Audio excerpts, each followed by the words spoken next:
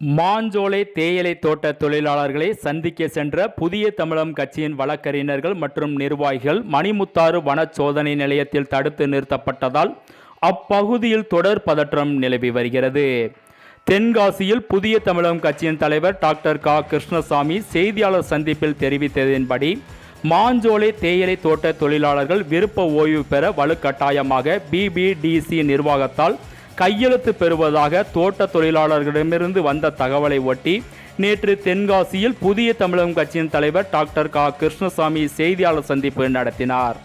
அதன் எதிரொலியாக இன்று புதிய தமிழகம் கட்சியின் வழக்கறிஞர்கள் மற்றும் நிர்வாகிகள் மாஞ்சோலை தேயிலை தோட்ட தொழிலாளர்களை சந்திக்க சென்றபோது அவருடைய வாகனங்களை மணிமுத்தாறு வன சோதனை நிலையத்தில் வனத்துறையினர் மற்றும் காவல்துறையினர் இணைந்து தடுத்து நிறுத்தியுள்ளதால் அப்பகுதியில் தொடர் பதற்றம் ஏற்பட்டுள்ளது.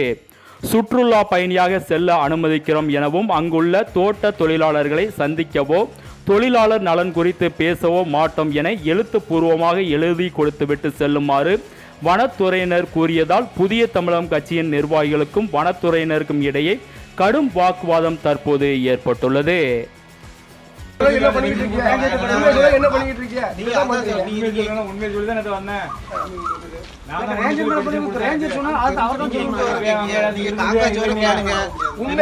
உண்மையை சொல்லி போட்டே அப்படிதான் கேட்டோம். நீங்க நாலு பூத்து கேட்டீங்கன்னா அது யாருக்கும் அனுமதிக்கல. நீங்க எல்லாம் போதாங்க.